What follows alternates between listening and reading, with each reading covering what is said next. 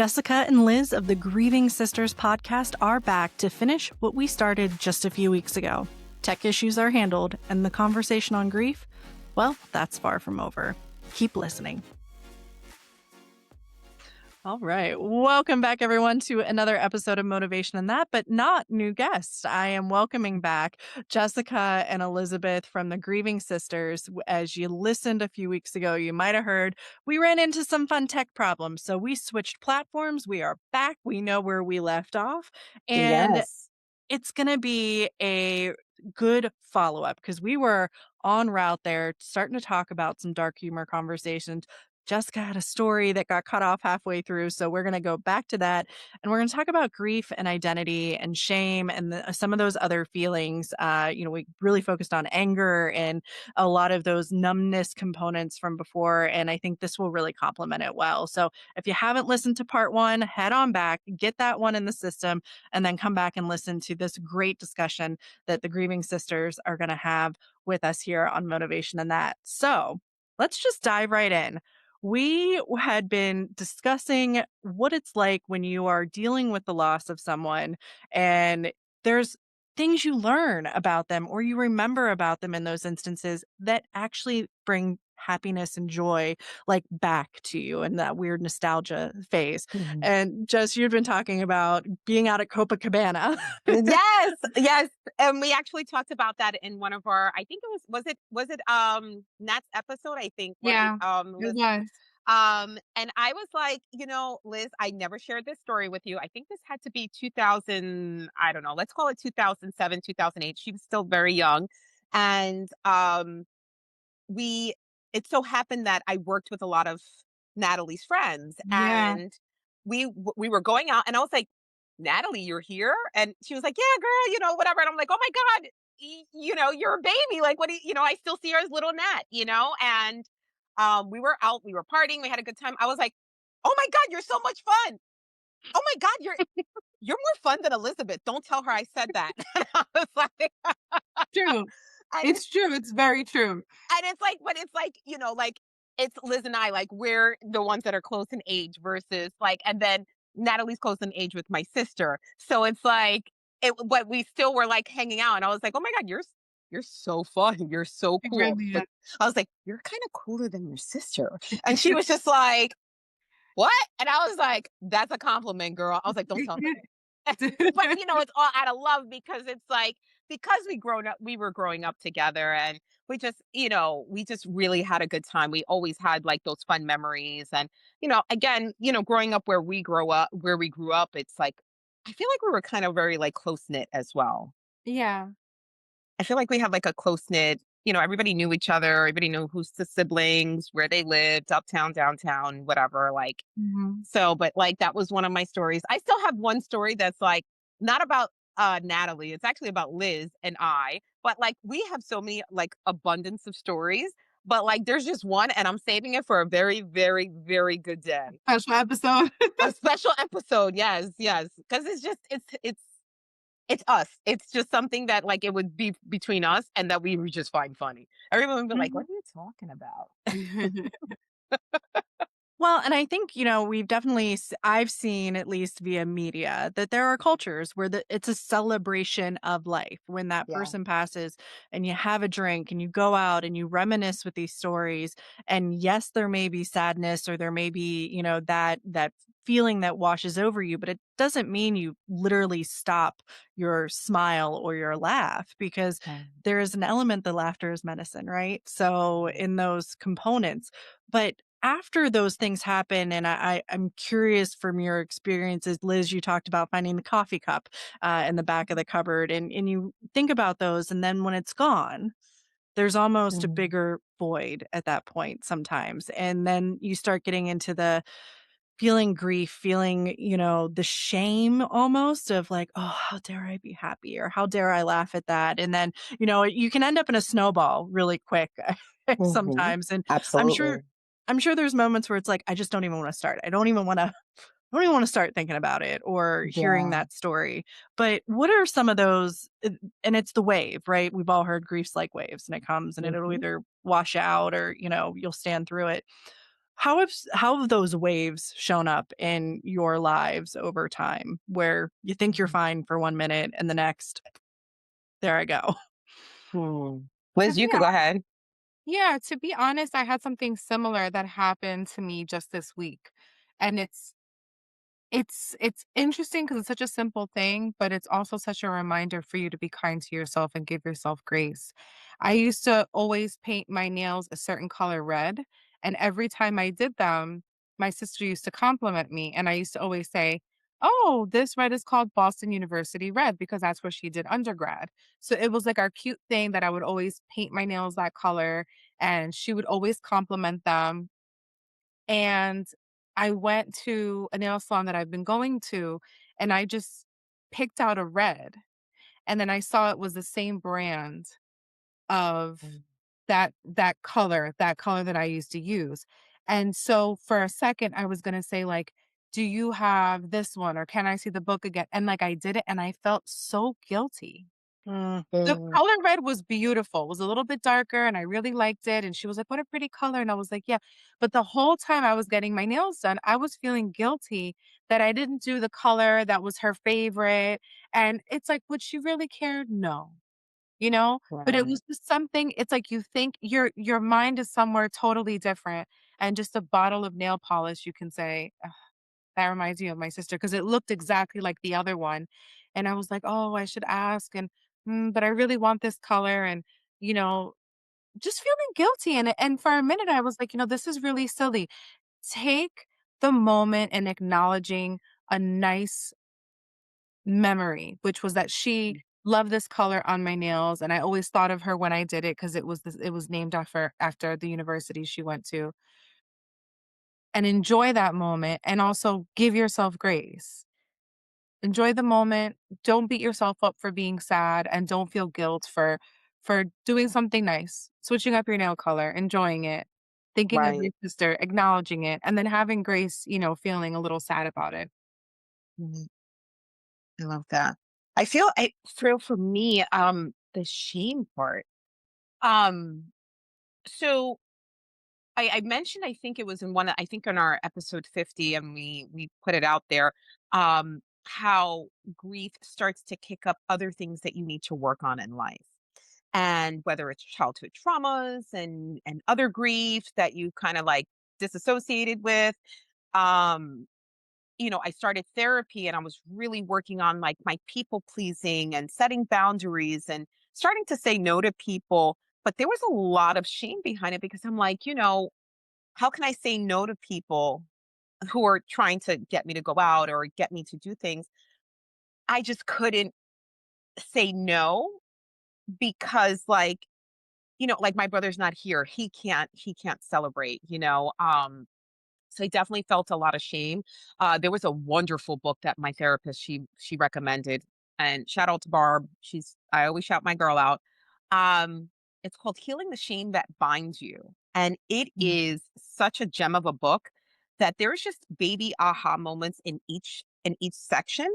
But there is one that talks about grief and how it could be shame based because of the fact that you are moving on without this person, but then it's like, well, why are you moving on? Like, you didn't grieve long enough. Why are you moving on with why are you even having a child? Why are you having a baby shower and your brother's not here? Although Mhm. like we put a table for my brother and my husband's dad, like we had like a remembrance table. But I think I felt a lot of the shame because I'm like, wow, like my brother never had children and I'm here having children. Who do I think I am? Like, or I Mhm. have a child, who do I think I am? Um, and I think the real undercover shame of it all is just that, it comes down to like self-worth.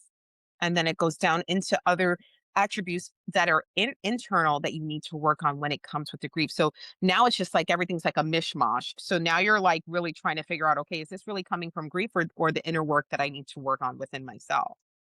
I also think it's I a little bit of survivor's remorse. I think me and Jess Yes. have a little bit of that, you And know? we're the oldest. Out of the siblings, Hmm. why the youngest? Right. Mhm. Why Hmm. not the oldest? Why not the youngest? And it's Hmm. it's complex, trying to think of those things, why them and not me and all this I should be living my life a certain way because we have the opportunity to and they don't. Right. Yeah, and we're definitely gonna dive into survivors guilt piece Yeah. because, I think it's big. I think the other part of shame is also if you're not outwardly grieving, sometimes I hate to say because I had 2 losses so early, that as Right. losses continued that weren't as close as my dad or any of those things, I got over it quick. Like, I was just like, "Eh, Right. eh, you Move haven't hit on. the Right. urgency level," and so people around me would be grieving someone and, like, my when my grandma died, and I was just like, "Okay, she's 103." So I had Wow. justified And it kind of Right. less. in my Yeah. brain that it Wow. was much different than my 52-year-old dad and, Mm. and those components, and, it was I was fine with it. I was like, "This is my journey. I'm good." Right. But do I need to pretend like I'm feeling more because other people are kind of wondering why I'm at work a day later or why, I have but it goes back to what we talked about really early on is that we don't know everyone's circumstances. We don't know Right. what they're using for their distraction or any of those pieces, which great segue into survivor's guilt conversation because the element and it's not just around suicide. I think we've heard it the most around Right. suicide or traumas that survived the actual incident and the other person didn't, active shooters, car wrecks, those types of things. Yeah. But there's an element, and I guess I had an ex who battled with addiction and we had broke up, but we were always close. We always stayed in touch and he wanted to go to rehab. We were going to put him on a plane back to Pennsylvania, get him in rehab. Day of the flight, no one Look. can get him up. Got him up, couldn't find an ID, couldn't get him on the plane. Right. Ended up not dying of an overdose. He got hit on his bicycle, traumatic accident, couple Oh, months later. But the thought wow. process of you weren't even supposed to be there, we weren't supposed to do that, we were gonna get help. Right. And that was a tough experience, and I think that that's also an element of, should I have done more? Guilt. Should Yeah. yeah, and where Yep. that comes in. Where have some of your guests or your own personal kind of folks that that have been through that, what have been some of those reflections that they've shared on how they've managed some of that, that internal conflict that you end up with? I think I could bring up Natalie. I think Natalie with Xavier, her brother committed suicide. He was in our graduating class. She was just like he was battling mental health and they tried everything. And there's only so much that you can do. One thing that she said was journaling, and that's been kind of the mainstream. I kind of want to say it has been journaling, but then we also had like intuitive healers on, from a medium to Miguel from breath work. I feel like in every interview, any episode I bring up Miguel, I really do. His breath work is amazing. We had Agatha on, and it's always about, grief is in the lungs. We have to learn how to do breath work and breathe better. So these are some of the tools that I feel like have been almost like mainstream. I don't know, Liz, do you think? I feel like I don't remember, not remember, but I Yeah, just feel like I it's think been more the mainstream of journaling. Like they said, journaling, trying to do things to remember them by certain things, aspects like that. yeah, I think definitely part of the survivor's guilt is that we're here and they're not here anymore. Yeah. So I think a big part of that is bridging the gap between not so much we're here and they're not here, but how to still foster a relationship between Right. us. If you still really try to keep the relationship growing in a sense, then Right. I think it feels less like you're a survivor of this life and they aren't, And I'm working on it. I'm still working on it. But I think we had a guest, Rushma. Um, Oh, she yes. she has 3 children and Mm. she lost her husband to suicide. And, from following her journey and interviewing with her and keeping in touch with her, I see that she's doing that for her kids with her husband and for herself with her husband. Right. And I feel like that's probably the best way, Mhm. is to sort of keep them alive in a sense, especially with their relationship. And think we had somebody on last week that said, like, just because, like, their life on this earth ended, the relationship Hmm. didn't end. Mm. Right.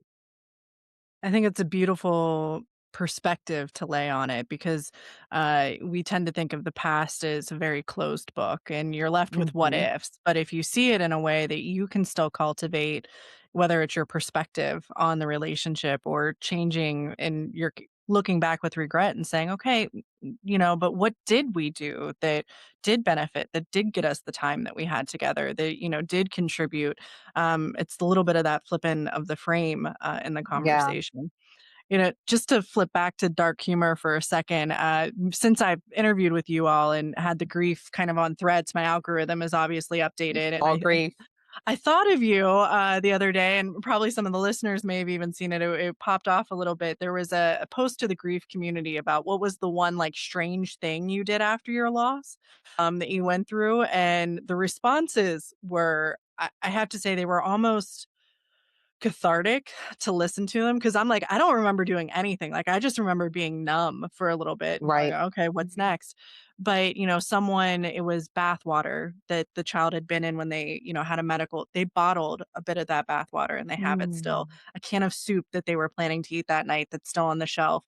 And then there was one who said she read her husband's coroner's report. They told her not to. She sat in the car, read it, and there was a comment, excuse the technical language, the anus was unremarkable, and all she could think about was how hysterical he would find that statement and, like, absurd, and she started laughing, and then she started crying, and then it was this whole so I think it just what it brought out was that repeating story of there's no right way. There's no one thing that all of us end up No. grieving over. There's no No. one trigger. There's no one like, token that you Hmm. keep.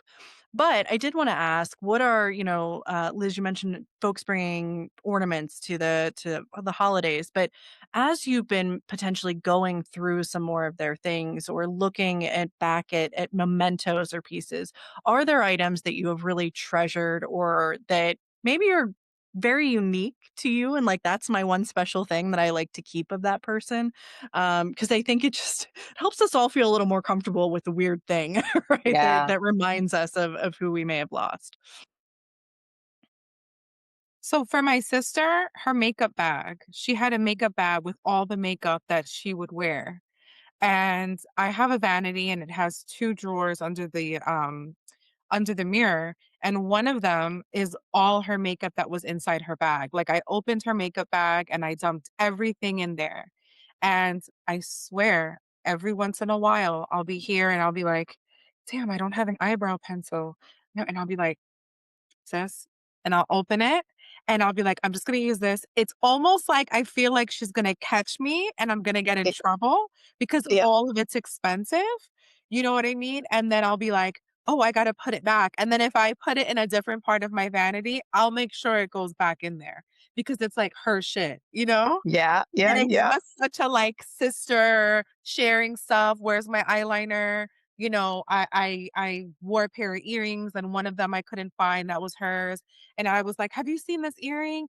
And I was like, "Oh my god," it's like, I feel like she's gonna catch me, and she wouldn't care, you know? Right. But it's sort of that funny sister dynamic where I'm like, I feel like she's gonna catch me and be like, "Where's my other earring?" You know? So it's kind of like this funny part that I keep the relationship going because it's just like, what do you do with all of somebody's makeup?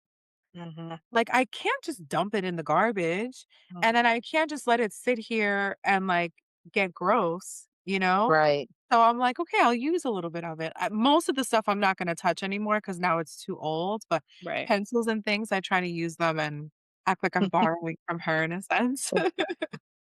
I love that. Jess, anything for you from your dad or your brother? So actually, I had sent something to Liz. A friend of mine had sent me something, and they do this Victorian locket that you can actually take the person's hair and put it in like one of those Victorian frames. I thought it was beautiful. She was like, "No, I almost cut my sister's hair, but I didn't do it." I Almost. was like, "I think this would have been amazing." Um, so as for with my brother, believe it or not, I have a Tupperware. Um, I just threw everything. I know this is gonna it's not even cringe. I just still have yet to open the bag. but like the hospital, they give you the bag Mhm, with their clothes that they still wore, and I mhm, actually have that. But when I did peek inside of it, and like the toe tag was there, and I was just like, oh man, like Mhm. I'm not ready for this. And it's so funny. My husband had a bag that, like, like you get like those freebie bags for like when you buy certain shoes or whatever, like those mhm. weekenders or whatever. And he like threw it in there, and it's been in there for 7 years since. As for my dad, um, I did put some stuff that was of his. I think it was like a tie, like, but again, right? It goes back to, we have an episode and it should be coming out. I don't even know when. We've been pushing that bad boy out. There's a book that's called Nobody Wants Your Shit. And it's like the Mm. Swedish death cleaning. And it's like, Right. what do you do with all this stuff? How Yeah. do you keep all of this stuff? And it's stuff, right? So it's like, well, how do you have this attachment? But I do have a Tupperware with, I actually have my brother's jacket that he always wore. And inside the jacket was a pack of cigarettes. And I still You have have the the pack pack of, of cigarettes. yeah, yeah, yeah. It's in the jacket. It's in there. And he used to always walk around with this briefcase. What's in it? Junk, papers, old like taxes, or like just stuff that I don't need. But it was just the principle of him having, like, that was his briefcase thing, and Right. that's the only thing that I kept. I didn't keep anything else of his. As for my dad, like, he lived in a assisted living, so all of his stuff was in his old apartment, and that's a whole other story for another day. His apartment was on fire, so I really couldn't grab anything. And the one thing I would have grabbed of his would have been his Bible, because he was a deacon, and that was like one of his like blessed things. But I didn't grab it. It was like lost in the fire, which was fine. But yeah, I just feel like, I have a lot of pictures, and Mhm. that's something that, like, I hold near dear. And I have all the birthday cards and Christmas cards and graduation cards that my dad gave me, like with his handwriting on it. And I'm still trying to look for. I actually, I don't know where. I've been looking for this, and I know it's in one of the boxes. I don't know where. But when my mom was pregnant with me, his mom died in Ghana. So my dad had to fly to Ghana, and basically my mom was giving birth to me by herself. Um, but my dad sent her a postcard, like, let me know, postcard. Let me know how it's going, whatever, whatever. I'll try to call you when I can or whatever. And then it was just like this cute little card. So I've saved that, not in any other intentions, but it's just like there again, right? Right. When do you go through this stuff? And then it's like when you go Mhm. through it year one, you go through it year two, and you're like, whoa, I didn't see this picture. Oh my God, this was Mhm. here, and it's in the same stacks. So yeah, those are the two things. And then for both of them, since they're both cremated, I actually got these chains made. I don't wear them only because, like, jumping in the shower, whatever, and God forbid if something happens. But my brother, I had gotten him an angel wing, and I got my dad a cross, and they put their ashes in them. Oh, So I was wow. able, yeah. So my brother has a wing, and my dad has a cross, and I actually have it in my living room, like on top of their frame. Mhm. So that's Yeah, like and what I have.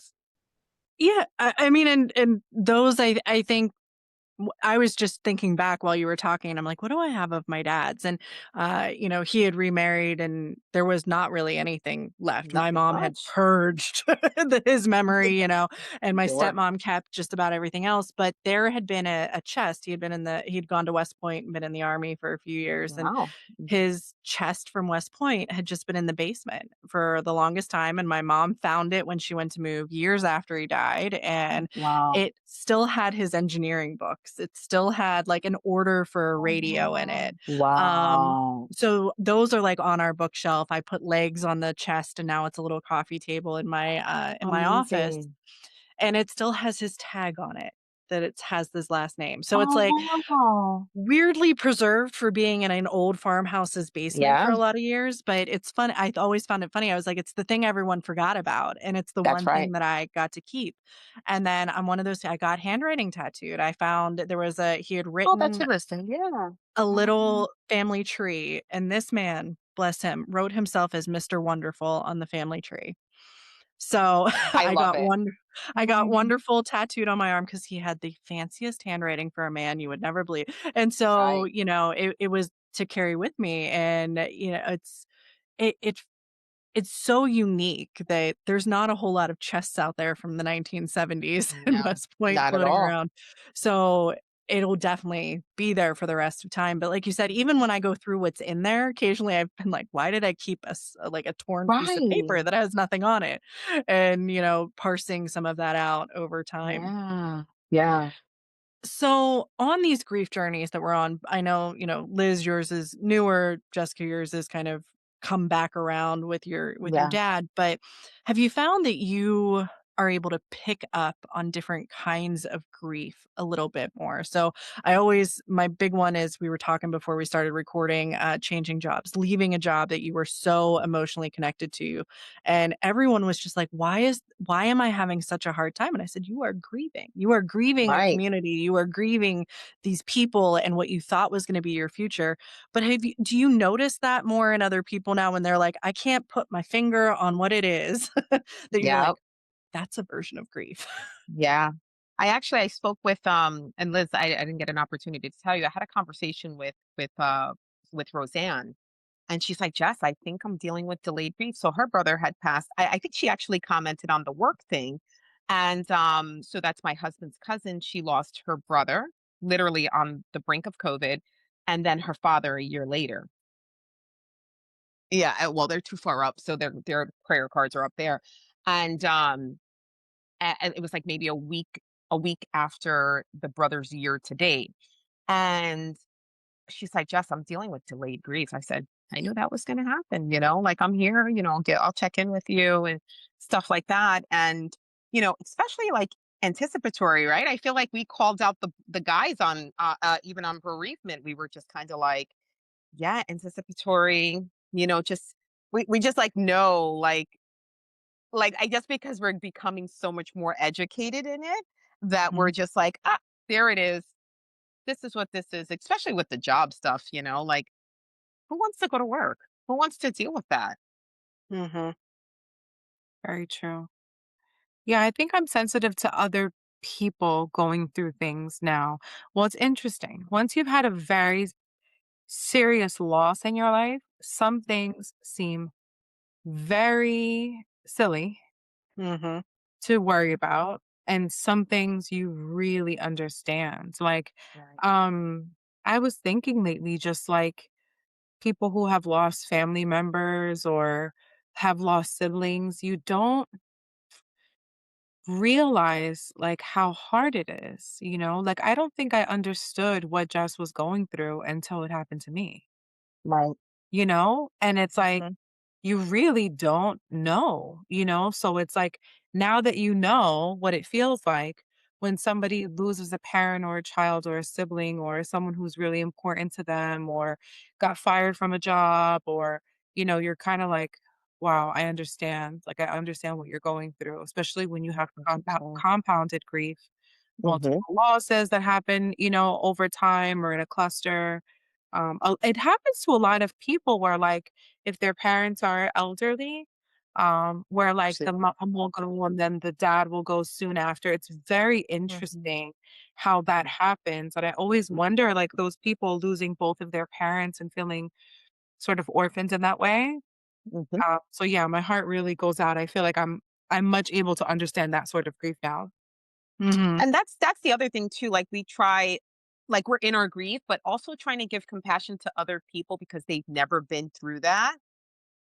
Yeah. But, like, then it, like, reels in the shame too, because it's like, well, shame on me for trying to give other people the benefit of the doubt. I'm the one grieving. I'm the one that lost someone. Eventually, they're gonna lose someone. Why am I sitting there feeling sorry that because they didn't experience it, they don't know how to react? And it's like, all you have to do is be human and, have kindness and have compassion. It's universal. Mhm. You can do it Right. you could say it in any language. You could say it in any country. It's universal. Mhm. I think I've had to learn, especially with the delayed waves that hit, I'll feel like I'm doing really well, and then it'll just be, something huge will happen. And the first person is like my dad, like up to the Yep. wedding when I got married just a couple years ago. And I was like, Mm. man, my dad. And I've had to take those moments to be selfish and to just Mhm. say, you're not going to get it. And that's okay. Like, Yeah. I need this. And I'm telling you at this moment, this is what I need. all I want's the respect. And I know you guys said that last time. It's like Mm, respect what the other person is experiencing because we're never all going to experience it the same. Even with mhm. both of you losing siblings, it's not the same exact piece. Right. And I always think, like, don't think somebody's okay just because they look okay. Like, Mhm. social Right. media is a joke. If somebody looked at It my really social is. media, they'd be like, one minute this girl's super sick over her sister passing, and the next minute she's posting a funny video or she's doing a TikTok ad or, and I don't want people to ever look at me and think, "She's fine. She's doing okay." Mhm. Yeah. Because maybe church was really good that day. Maybe, my Mhm. medication kicked in at the right time, you know what I mean? Maybe maybe, like, it could be a million things. Maybe I had a really fun day. Maybe something really great happened. Like, you really don't know, and what I understand about grief is one minute somebody's super happy, and then they could be crying, or they could have cried for 2 hours that morning. So it Mhm. makes me say, if this person had a loss, I'm not never going to be the one that says, "Well, they're handling this really well." You have Right. no idea until you reach out and say, "How are you doing? Hey, what's going Right. on?" Right. You really And don't. and can we just acknowledge a little bit of the toxicity of you're handling this really well because of the stigma that it places that there's a right way to handle things. And oh, by the way, the right way is you're holding yourself together and you're probably holding everyone else around you together. Right, right, Like, Well, we don't have a freaking choice. We don't have a right. choice. We right. have especially when you have a family, you have children, Mhm.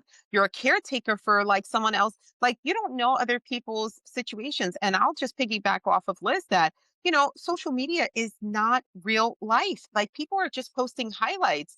I could sit there and be posting, "Oh my God, I'm having the time of my life." And I'm actually sitting here in tears like I just need to post something because I need the dopamine. I need someone to share likes and share something like in the comments so that I can feel better about myself because I'm sitting here crying my eyes out, loathing about life, like, and my brother's not here, my dad's not here.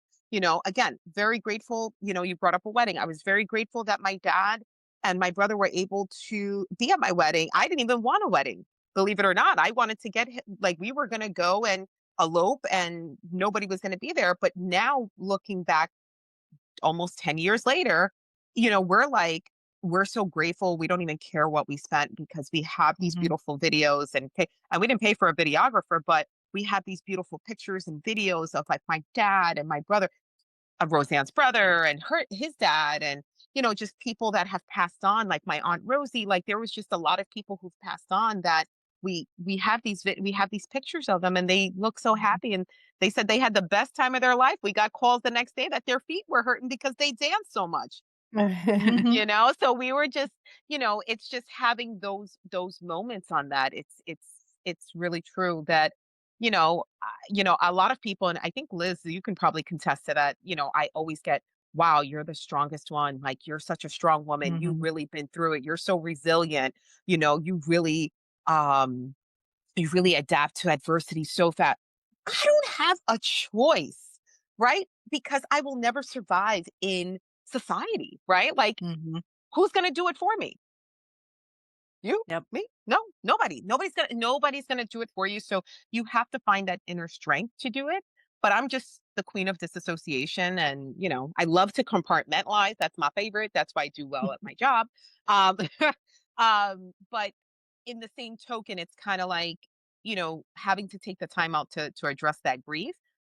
It's again shame based and do it in private, and people can't see it. And I mean, you'll never catch me really crying on like a social media, like on a video, Mhm. but I shed my tears, man. Like, I mean, that's the only way that we know, right? And then, we've also talked about, is that something that we are accustomed to, right? My grandfather died and I was like, why is everybody crying like pop-ups in heaven? I was 5. And they're like, well, this is what you do when someone passes away. Like you're crying, you're upset. And they're trying to help me understand emotion and trying to write. And I'm like, he's in heaven. He's sleeping. Mhm. But so is this something that by society, like you're supposed to cry, you're supposed to do this? You're like, who set these standards? Mhm. Yeah, and then applies them blanketly Yeah. across different cultures and different, Generalizing, yeah. everything. Right. Yep.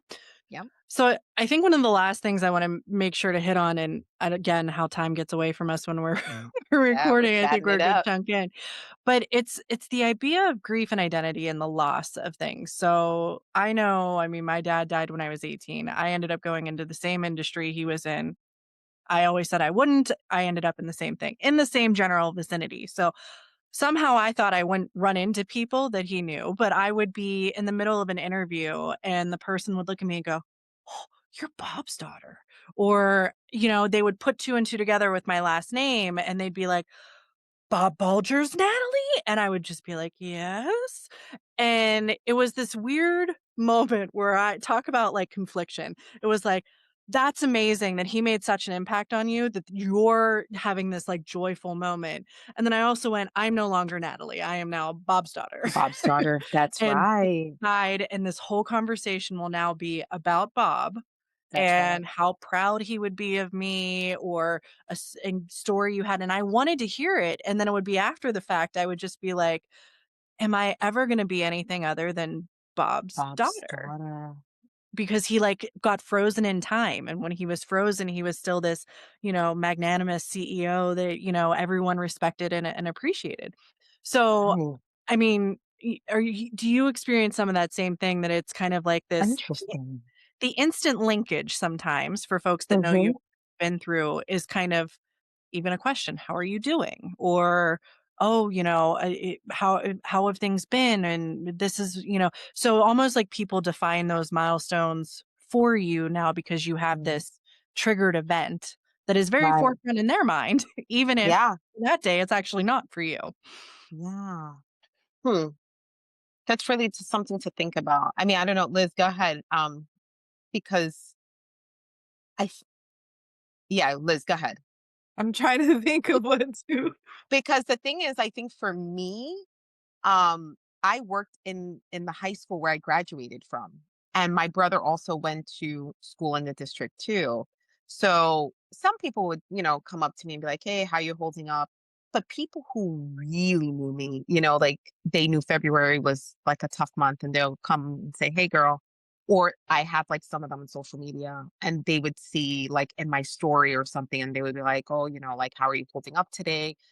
Um, but no, with the identity, I mean, I totally understand that, like where you're coming from with that because of Mhm, the loss. I think more or less the loss of identity for me was just um who I was before and who I am now. We've talked about zero tolerance. Like there's just a lot of things that I'm just not I don't have the energy. I'm not tolerating this. Um I'm not the old let's party, party, party, let's get wasted anymore. Things like that. But as for the identity shift, and only being known as, I'll be known as a bereaved sister or a bereaved mhm, daughter, but that's the extent of it, only because of there was no like I mean, I can think of someone because Roseanne, she was on she was actually we did an episode and I'll send you the link. Her dad was a big person in Toastmasters. And then mhm, she started to continue in Toastmasters.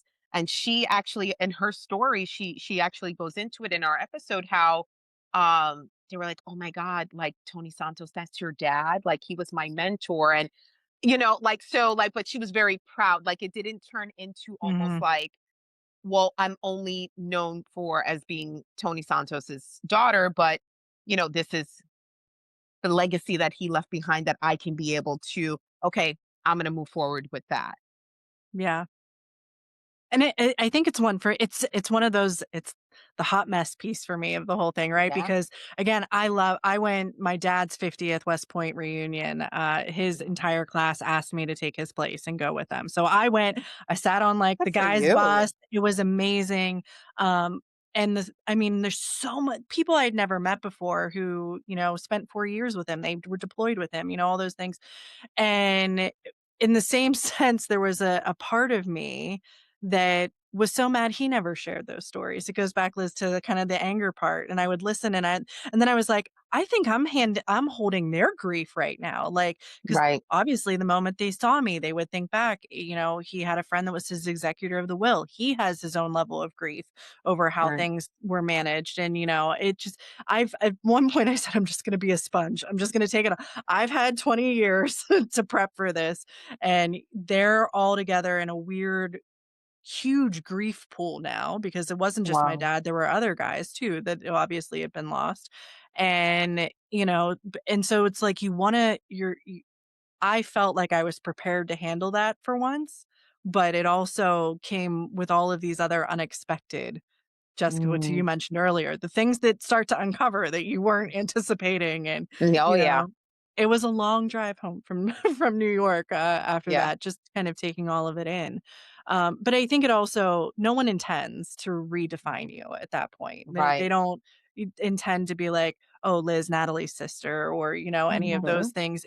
It's I think it's almost for them, their processing capability of Right. registering Yeah, there's I'm been not a known as, like, Sean's sister because 'cause I'm the older sister anyway, so, yeah, like, some people will be like, "Oh, yeah, Sean was your sister," like, I'll get that once in a while, but it would be more towards, like, his friends and yeah. things like that, like, because I think our community was a little different when it came to that.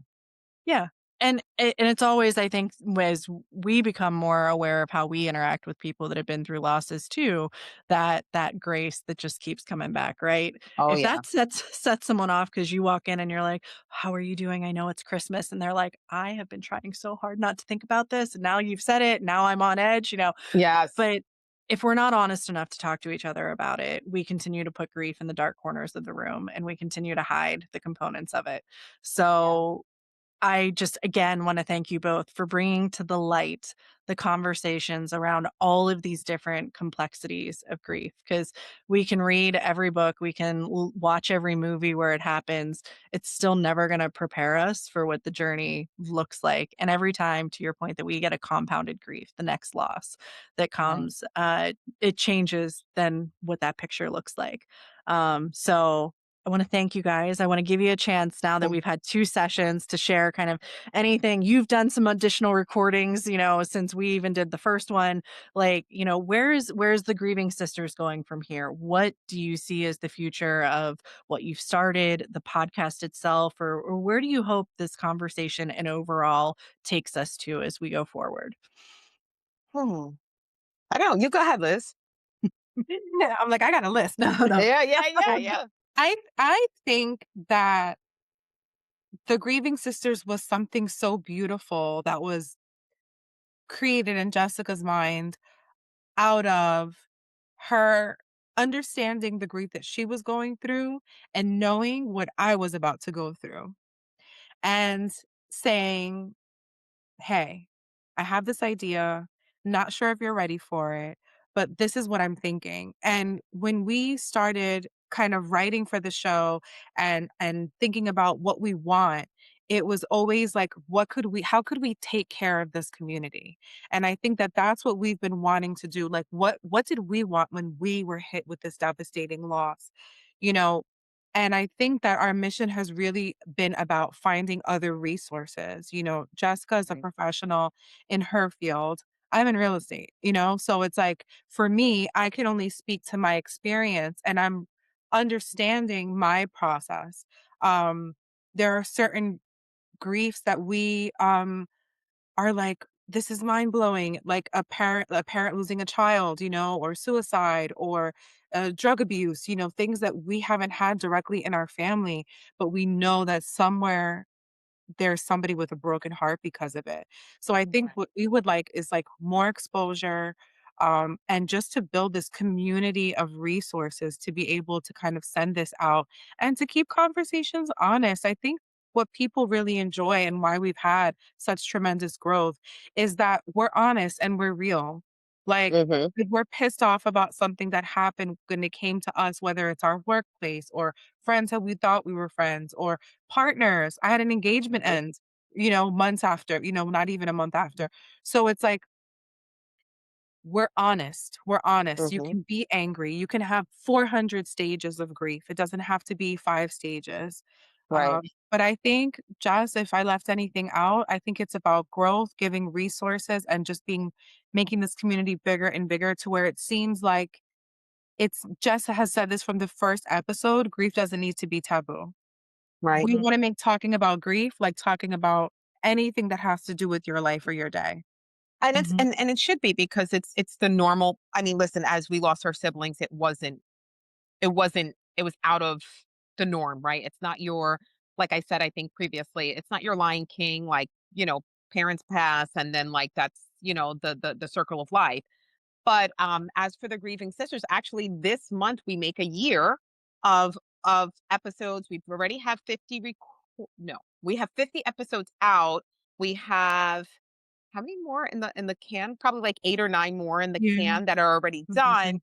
And then like, Mhm. we're just continuously, the things that we're trying to get out, at least, and Liz basically sums it up, but I'll just add a little bit more to it. I just want people to grieve in the way that they know how, but in a healthy way, right? Because mhm, it is very easy, at least for me, it was very easy to go, especially it happened for me 2019, February 2019, March 2020, where were we? COVID. So I'm like, bottles of wine and like, let's go party and all this other stuff. And it's like, that's not healthy, like healthier ways, go to the gym, go work out, start a nonprofit. How did they start a nonprofit? Some people want to go see mediums to like, so we're trying to still keep in our niche with sibling loss.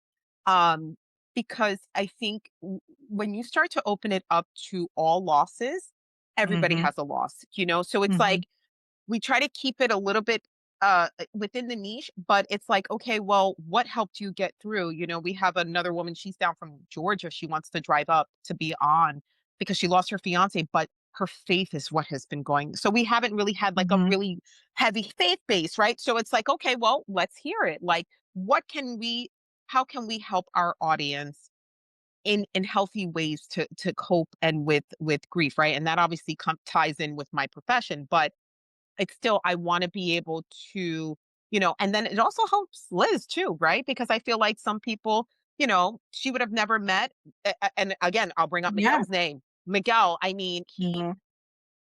the guru of breath at this point, he does like the breath work and he's really phenomenal. And, you know, um, where do we see ourselves? I don't know. I don't know. At this point, we're kind of moseying, use Barb's words, we're moseying it along, and I guess we'll see what the future holds.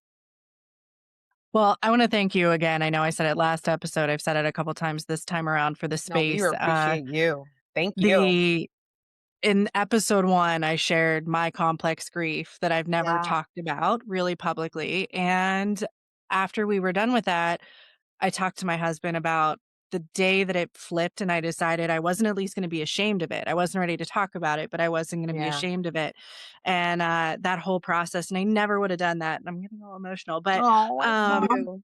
had this had podcasting not brought together safe people who don't Right. know each other historically to Mhm. and look, that's my alarm going off, going like, "Yes, we're waking you up to to all of this," but the the the place to have conversations without judgment, with Yeah. exploration, with safety, even if Mhm. it's in a virtual environment, and I just can't thank you enough because I think it opens a lot of doors for people because there are things, again, that don't often come out to be talked about in a way that doesn't have a judgment layer associated with it. Yeah. So, yeah.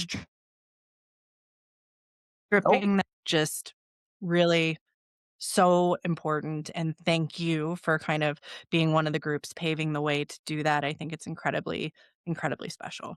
Thank oh, you. We you are appreciate so everything you shared with sweet. us and making Yes. time. Absolutely, and thank you so much for everything and having us on. It's sometimes it's a little hard for us because we're used to being on the other side and I know. Me being a guest. Yes. Well, thank you for being here. For everyone that's been listening, just like the last one, the shows they mentioned will be in the show notes. You can find the Grieving Sisters on Instagram, on Threads, on YouTube to see and experience these conversations that they're talking about. Go give them a follow. Even if you don't feel like you need it now, you never know when you might. And there's all kind of resources there for you. And we hope that you come back again soon for another episode of Motivation in That. Thanks, everyone.